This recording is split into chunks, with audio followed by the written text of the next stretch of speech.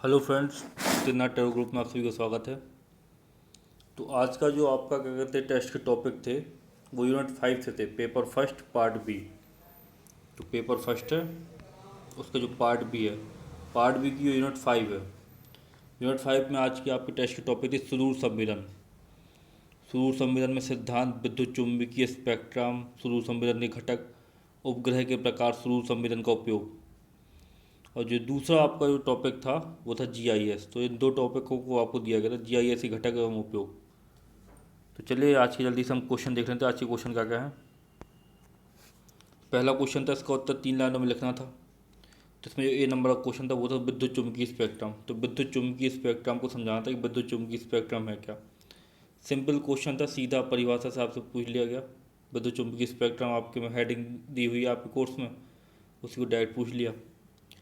फिर बी, दृश्य प्रकाश। अब जब विद्युत चुम्बकीय स्पेक्ट्रम के अंदर से ये प्रश्न आपसे पूछा गया, दृश्य प्रकाश, रेडियो वेव, माइक्रोवेव, ठीक है, तो ये दृश्य प्रकाश है। फिर इनसेट, इनसेट उपग्रह हैं, आप सबको पता होगा इनसेट उपग्रह। सी नंबर क्वेश्चन था इनसेट। दूसरा क्वेश्चन था, निम्नलिखित प्रश्नों के उत्तर 50 शब्दों में लिखिए।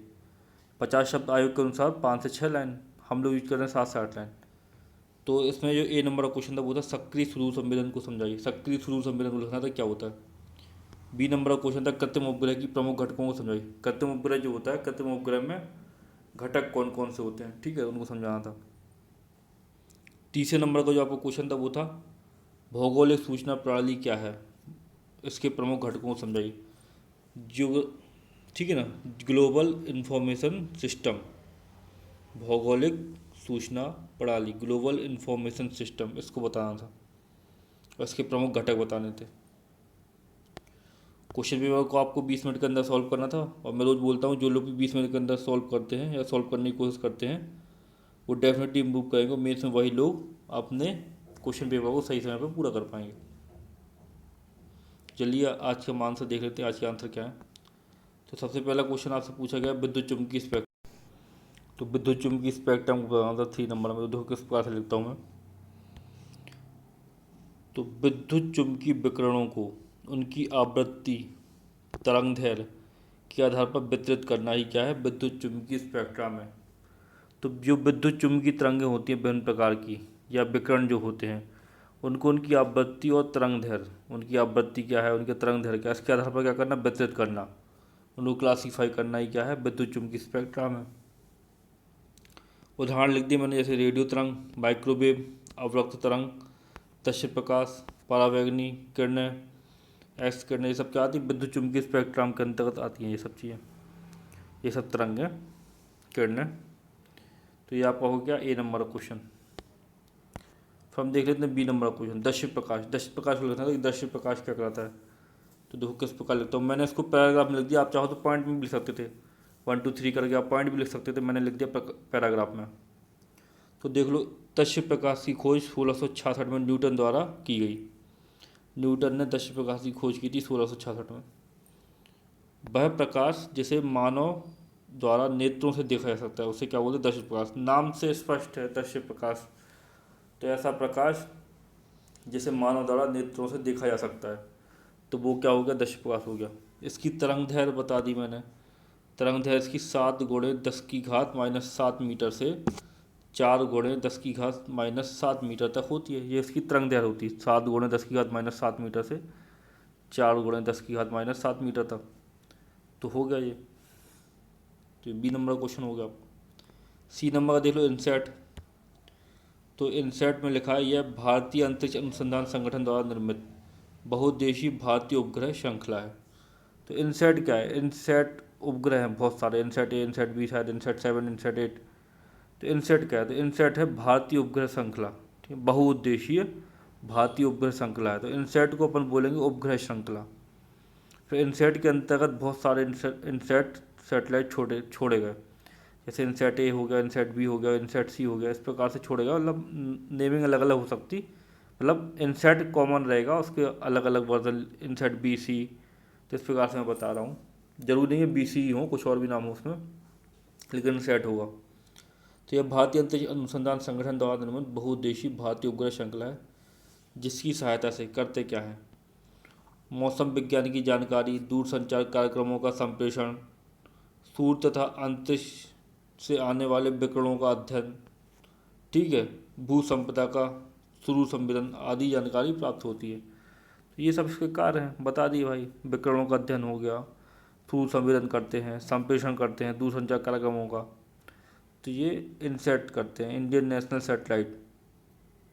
तो इनसेट अकेला दिया आपसे पूछा गया, तो ये क्या है, एक उपग्रह श्रृंखला है। तो ये हो गया आपका। दूसरे नंबर का क्वेश्चन देख लो। दूसरे नंबर का क्वेश्चन है सक्रिय स्वरूप संवेदन को समझाना था। सक्रिय स्वरूप संवेदन क्या कहलाता है?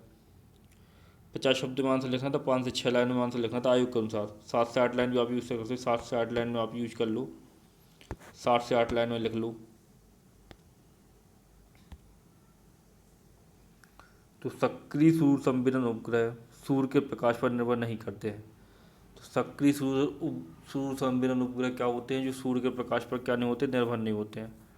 ये रडार के द्वारा सूक्ष्म तरंगों को धरती पर छोड़ते हैं। इनमें क्या होता है, सूक्ष्म तरंगों का उपयोग किया था। सूक्ष्म तरंगें होती, सूक्ष्म तरंगों की भेदन क्षमता अधिक होती है। तो ये रडार के द्वारा सूक्ष्म तरंगों को धरती पर छोड़ते हैं तथा परावर्तित तरंगों को प्राप्त कर इनका परावर्तित तरंगों को प्राप्त करते हैं, ठीक है ना। तो सक्रिय सूर्य संवेदन उपग्रह सूर्य के प्रकाश पर निर्भर नहीं करते। ये रडार के द्वारा सूक्ष्म तरंगों को धरती पर छोड़ते हैं तथा परावर्तित तरंगों को प्राप्त करते हैं। इनका नीति भार क्या होता है, SAR होता है, ठीक है ना। SAR होता है, SAR का फुल फॉर्म होता है सिंथेटिक एपरेचर रडार। तो SAR रडार है, तो इनका नीति भार क्या होता है, रडार होता। विशेष, ये दिन तथा रात तथा खराब मौसम में भी संवेदन कर सकते हैं। तो विशेष, ये दिन तथा रात खराब मौसम में भी संवेदन कर सकते हैं। निष्क्रिय नहीं कर सकता, निष्क्रिय बिना दृश्य प्रकाश के या रात में नहीं कर सकता, खराब मौसम में नहीं कर सकता। उदाहरण RISAT, मेगाट्रॉपिक, ये सब क्या है, सक्रिय सूर्य संवेदी उपग्रह हैं। यदि सक्रिय सूर्य संवेदन पूछा गया, यदि सक्रिय सूर्य संवेदी उपग्रह आ गया तो यही लिख देना, ठीक है। या सक्रिय सूर्य संवेदन आ गया तो उसको तो लिखना ही है आपको। तो ये सब चीज़, जैसे RISAT हो गया, मेगाट्रॉपिक्स हो गया। अब सूक्ष्म तरंगों का उपयोग करते हैं, इसलिए सूक्ष्म तरंगों की भेदन क्षमता अधिक होती है। चाहे बादल हो, चाहे खराब मौसम हो, कुछ भी हो, वो जाएगी पृथ्वी तक वापस आ जाएगी, ठीक है। तो इस वजह से ये किसी भी मौसम में क्या कहते हैं, संवेदन कर सकते हैं। तो ये हो गया सक्रिय सूर्य संवेदी उपग्रह। फिर देख लो, फिर क्या है, कृत्रिम उपग्रह के प्रमुख घटकों को समझाना था। तो कृत्रिम उपग्रह के जो प्रमुख घटक होते हैं उनको बताना था, ठीक है, कि वो कौन कौन से हैं। तो देख लो भाई, अलग अलग किताबों में अलग अलग चीज़ें हो सकती, थोड़ी बहुत इधर ऊपर नीचे, ठीक है ना। तो देख लेना। और ये क्वेश्चन जो मैंने आपको B नंबर का क्वेश्चन जो करा रहा हूँ, ये थोड़ा सा क्या हो गया, बड़ा हो गया, ये और नीचे तक पहुँच गया, यहाँ से लेके यहाँ तक। तो इसको अपने हिसाब से छोटा कर लेना, ठीक। एक एक दो दो हेडिंग बना के थोड़ा थोड़ा इसको डिस्क्राइब कर देना।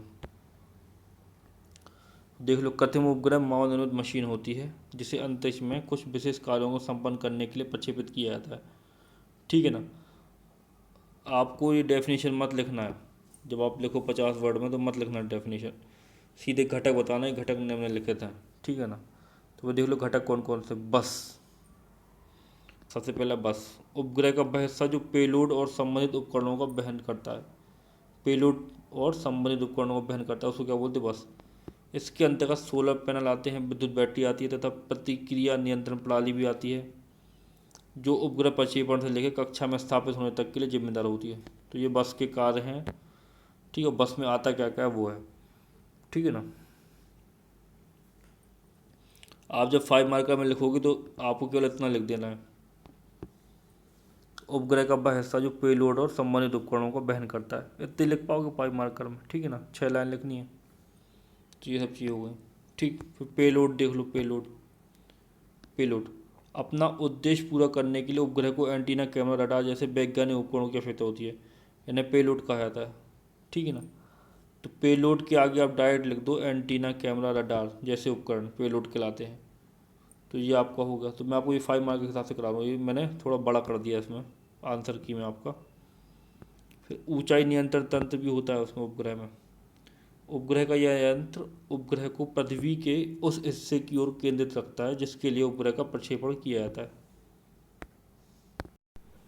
तो क्या है ऊंचाई नियंत्रण तंत्र?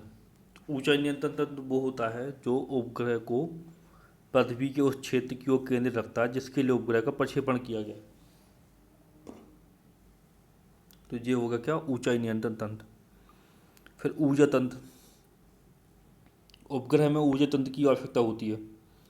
अब ऊर्जा तंत्र की आवश्यकता क्यों होती है उपग्रह में, बाहर सोलर पैनल लगे होते हैं, साथ साथ उसमें क्या होता, इंजन और मोटर भी लगी रहती जिसमें डीजल या पेट्रोल का उपयोग किया जाता। तो क्या होता है, जो उपग्रह जो पृथ्वी के पास में, जो ज़्यादा पास में रहते हैं उपग्रह, वो पृथ्वी के ज़्यादा पास से क्या करते हैं, उसकी परिक्रमा करते हैं। ठीक है ना, पोलर सैटेलाइट जो होते हैं वो पृथ्वी के बहुत पास होते हैं अन्य सैटेलाइट की तुलना में। तो वो पृथ्वी का क्या करते हैं, चक्कर लगाते, तो पृथ्वी के पास है, तो पृथ्वी के क्या करते हैं, जब वो पृथ्वी का चक्कर लगाते हैं तो जो उपग्रह होता है उसको अपनी कक्षा से वो भटक सकता। जैसे ये उपग्रह ऐसे इस प्रकार से चक्कर लगा रहा है, यहाँ पे कोई उपग्रह है तो वो कंटिन्यूसली चक्कर लगा रहा है, तो वो क्या होगा, एक समय के बाद में चक्कर लगाते लगा रहा, ये चक्कर लगा रहा, चक्कर लगा रहा, और ऐसा भटक सकता है, यहाँ पे पहुँच सकता है। जब वो यहाँ पहुँच जाता तो उसमें जो इंजन लगा रहता, ठीक है ना, उस इंजन की सहायता से उसको चालू करके फिर से इस कक्षा में फिर से लाया जाता, इसी कक्षा में उसको लाया जाता फिर से। तो ये होता है काय का, उसका यूज होता है फ्यूल का उसमें। और जनरली सोलर पैनल लगे रहते हैं, और जो उपग्रह ऊपर पहुंच जाते हैं अंतरिक्ष में पे, तो उसमें सोलर पैनल लगे रहते हैं, सूर्य से ऊर्जा प्राप्त करते हैं, बना लेते हैं अपने आप को। सोलर पैनल भी लगे रहते हैं बिजली पैदा करने के लिए। और क्या होता, फ्यूल भी उसमें होता है, डीजल का उपयोग भी होता है या पेट्रोल का उपयोग भी होता है। फिर टेलीमेट्री और निर्देश तंत्र, ये पाँचवा उसका भाग है। तो एक उपग्रह अंतरिक्ष में जाकर अपने संचालन के बारे में जो सूचना पृथ्वी पर प्रेषित करता है उसे टेलीमेट्री कहते हैं। जो वो सूचना ले रहा है पृथ्वी पर भेज रहा है, और पृथ्वी से जो सूचना ले रहा है, इन सबको क्या बोलते हैं, टेलीमेट्री बोलते हैं। इन सूचनाओं के आधार पर ऑपरेटर उपग्रह का निर्देश जारी करता है। ठीक है, ये क्या कहलाता है, टेलीमेट्री कहलाती। तो ये सब क्या होगा, उसके घटक होगा। इस प्रकार से करना था, जब 5 मार्कर में लिखो, 6 लाइनें लिखो, तो थोड़ा थोड़ा लिख देना, छोटा कर देना बिल्कुल, ठीक। तो इस प्रकार था वो करना था। तीसरे नंबर का क्वेश्चन देख लो। तीसरे नंबर का क्वेश्चन क्या है आपका, भौगोलिक सूचना प्रणाली क्या है, इसके प्रमुख घटकों को समझाइए। तो इसके प्रमुख घटक समझाने हो क्या है, जीआईएस, इसको बताना है। तो देख लो जीआईएस क्या है, पहले एक इंट्रो लिख दिया। इसका तात्पर्य भौगोलिक रूप से परिभाषित क्षेत्र जिसके भौतिक रूप से माप योग्य आयाम है पर लक्षणों और परिघटनाओं के वितरण से है। तो ये हो गई स्टैंडर्ड डेफिनेशन इसकी, ठीक। उसके बाद में अब अर्थात कंप्यूटर हार्डवेयर और सॉफ्टवेयर को भौगोलिक सूचना के साथ एकीकृत कर उनका प्रबंधन, विश्लेषण एवं संरक्षण करने की प्रणाली क्या है, भौगोलिक सूचना तंत्र। जो भौगोलिक सूचना है, पृथ्वी से जुड़ी जो सूचना है, उनको कंप्यूटर हार्डवेयर और सॉफ्टवेयर के साथ जोड़ दिया जाता है, जिसको क्या बोलते हैं, जीआईएस। उसके नाम से स्पष्ट है, भौगोलिक सूचना प्रणाली। पृथ्वी के विभिन्न मानचित्र हैं, सागर से संबंधित कोई जानकारी है, सागर के कोई मानचित्र है, इन सब चीज़ों को क्या कर दिया, कंप्यूटर से जोड़ दिया, सॉफ्टवेयर से जोड़ दिया, आईटी से जोड़ दिया। तो ये क्या हो गई आपकी, क्या बन गई, भौगोलिक सूचना प्रणाली बन गई। इसके घटक बताए थे, घटक कौन कौन से हैं, तो घटक देख लो कौन कौन से हैं। Hardware, software, data. डेटा देखो मेन घटक है। घटक जो आपको जीआईएस के घटक है, अलग अलग किताबों में थोड़ा थोड़ा अलग अलग मिल सकते हैं, लेकिन डाटा आपको हर जगह मिलेगा। डाटा मेन है। कई जगह आपको मिलेगा मानचित्रण, ऐसा लिखा भी मिलेगा, मानचित्रण। ये भी क्या है, इसका घटक है, एक मानचित्रण घटक है भाई, मानचित्रों का उपयोग किया जाता है, ठीक है ना। तो ये सब चीज़ें भी आपको देखने को मिलेंगी उसमें, कई किताबों में। तो घबराना नहीं है, आप यदि 5 भी लिख दोगे तो भी सही है, और यदि आप 3 भी लिख दोगे तो भी सही है, ठीक है। तो ये सब चीज़ें हैं। तो देख लो कौन कौन से घटक हैं। हार्डवेयर, सॉफ्टवेयर, डेटा, प्रक्रिया एवं विश्लेषण, एक्सपर्ट एवं कुशल कार्मिक। ये क्या है, आपके घटक हैं, हार्डवेयर, सॉफ्टवेयर, डेटा, प्रक्रिया एवं विश्लेषण, एक्सपर्ट एवं कुशल कार्मिक। फिर इनको थोड़ा थोड़ा डिफाइन कर दो, डिस्क्राइब कर दो इनको थोड़ा थोड़ा। हार्डवेयर, हार्डवेयर में प्रक्रमण, भंडारण, प्रदर्शन और निवेश तथा बहिर्वेश उपतंत्र समाविष्ट होते हैं। तो उसमें वो सारे क्या होते हैं, मैकेनिज्म होते हैं, मैकेनिज्म कह रहा हूँ, या डिवाइसेस होती हैं जो भंडारण करती हैं, प्रदर्शन करती हैं, निवेश तथा बहिर्वेश करती हैं किसी भी सिग्नल का, ठीक। फिर आंकड़ा प्रविष्टि, संपादन, अनुरक्षण, विश्लेषण, रूपांतरण, हेरफेर, आंकड़ा प्रदर्शन और बहिर्वेश के लिए सॉफ्टवेयर मॉड्यूल्स, सूचना प्रबंधन तंत्र। तो ये सब सूचना प्रबंधन तंत्र जो होता है, ये सब चीज़ें क्या में आती है, हार्डवेयर में आती है। फिर सॉफ्टवेयर देख लो। एक अनुप्रयोग सॉफ्टवेयर के साथ साथ निम्नलिखित संक्रियात्मक मॉड्यूल्स भौगोलिक सूचना तंत्र की महत्वपूर्ण आवश्यकता होती है।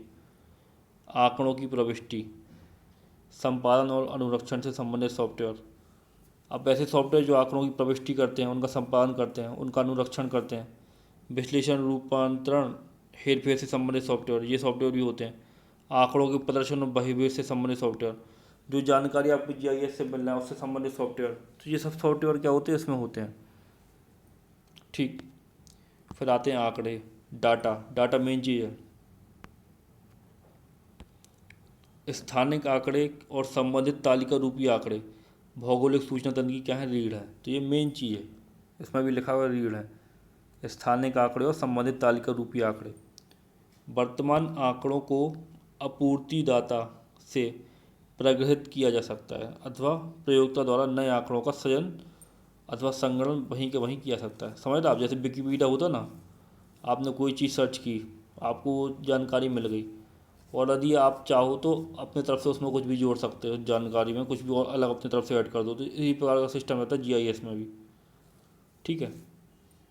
आंकिक मानचित्रण भौगोलिक सूचना तंत्र के आधारभूत आंकड़े निवेश की रचना करता है। ठीक है, आंकिक मानचित्रण जो होता है वो भौगोलिक सूचना तंत्र के आधारभूत आंकड़ा निवेश की रचना करता है। एक भौगोलिक सूचना तंत्र स्थानिक आंकड़ों को आंकड़ों के अन्य स्रोतों से समन्वित करता है, यहाँ तक कि सूचना आधार प्रबंधन प्रणाली का भी प्रयोग किया जाता है। तो इन सब चीज़ों का उसमें उपयोग किया जाता है। कई सारे डाटा को एक साथ जोड़ा जाता है, फिर आपको रिजल्ट दिया जाता है। फिर देख लो प्रक्रिया में आंकड़ों का प्रत्यानयन, तंत्र में निवेश, संचय तथा प्रबंध होता है। ये सब आंकड़ों को क्या करना, जीआईएस में डालना, उसमें संचय करना, उसका प्रबंध करना। फिर रूपांतरण, विश्लेषण और अंत में तंत्र से बहिर्वेश सम्मिलित होता है, मतलब बाद में जो लोग भी इसको यूज कर रहे हैं उसको प्रदान करना। तो ये सब चीज़ें ये प्रक्रिया में आती है। एक्सपर्ट एवं कुशल कार्मिक, अब इन सब चीज़ों की भी एक्सपर्ट और कुशल कार्मिक की आवश्यकता भी होती है। तो भौगोलिक सूचना तंत्र के प्रयोक्ताओं का परिसर हार्डवेयर और सॉफ्टवेयर अभियंताओं से लेकर संसाधन एवं पर्यावरणीय वैज्ञानिक और मॉनिटरिंग एवं क्रियान्वयन अभिकरणों तक अत्यधिक विस्तृत है। तो एक्सपर्ट और जो कुशल कार्मिक उनमें कई प्रकार के इंजीनियर होते हैं, वैज्ञानिक होते हैं, पर्यावरणीय वैज्ञानिक होते हैं, ठीक है ना, मॉनिटरिंग करने वाले लोग होते हैं, टेक्निकल स्टाफ होता है। तो ये सब चीज़ें हैं। ये वर्गगत लोग भौगोलिक सूचना तंत्र का प्रयोग निर्णय पोषित प्रणाली को विकसित करने और वास्तविक काल पर उत्पन्न होने वाली समस्याओं के समाधान हेतु करते हैं। तो ये सब चीज़ें हैं, तो इस प्रकार से इसका यूज करते हैं। तो इस प्रकार से आपको लिखना था। तो ये घटक हो गए। आप और कोचिंगों की नोट देखोगे या कई और जो क्या कहते हैं बुक्स हैं, स्टैंडर्ड बुक देखो, तो उसमें अलग अलग आपको घटक मिल सकते हैं जीआईएस के। तो घबराना नहीं, डाटा मेन घटक है। ठीक है, मानचित्रण, तो ये सब चीज़ें हैं, और यंत्र जो ये मतलब जो हार्डवेयर या सॉफ्टवेयर है वो, तो ये सब मेन है। तो इन सबको क्या कहते हैं लिखना है। तो मैं आशा करता हूँ आज की वीडियो आपको अच्छा लगा होगा। कल फिर मिलते हैं नए वीडियो के साथ में। धन्यवाद।